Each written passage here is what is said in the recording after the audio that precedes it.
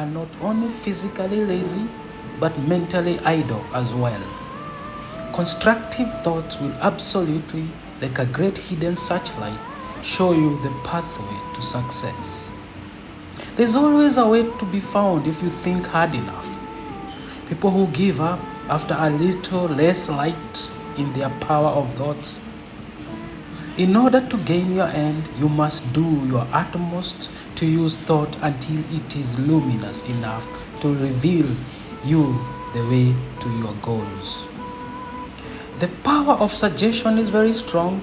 The ability to accomplish is all in the mind. Your body itself is virtually sustained by thoughts. Food is only incidental.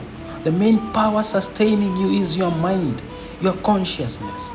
It is thought that brings energy into your body.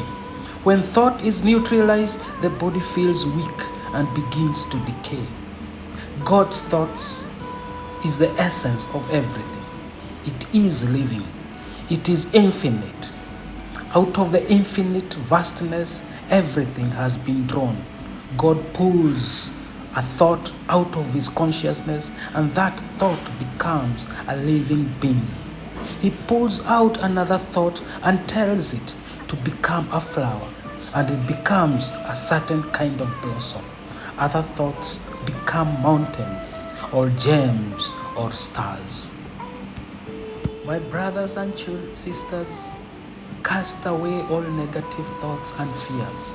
Remember that as a child of God, you are endowed with the same possibility and potentiality as the most excellent among men. As souls, none is greater than the other. Attune your will to be guided by the wisdom of God as expressed in the wisdom of the sages. If your will is yoked into wisdom, you can achieve anything. Remember, fear inhibits progress. Whatever shall come, be prepared to face it. Have the mental preparedness to go through any change without succumbing to the inertia caused by suffering. To face death itself should not daunt you. Fear of death is ridiculous because as long as you are not dead, you are alive. And when you are dead, there is nothing more to worry about. It is something as we all have to go through.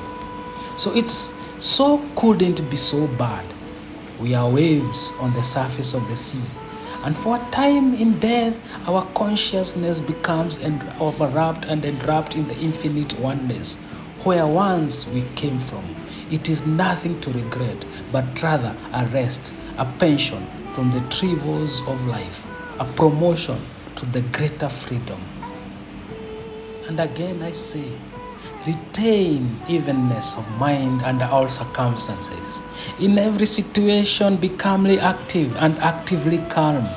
Banish all delusionment, all disappointments you might have found in losses and suffering.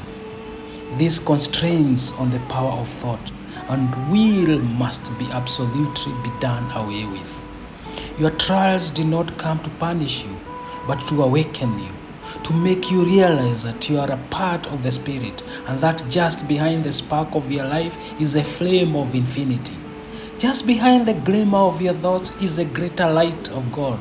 Just behind your discriminative reasons in the omniscience of Spirit, just behind your love is all fulfilling love of God.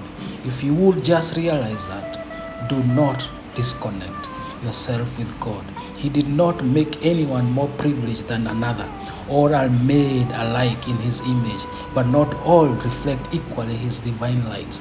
Due to their desires and bad habits, your fulfillment lies not in obtaining the objects of your desire, but in the unfoldment of your soul qualities, in making the efforts to succeed in worthwhile endeavors.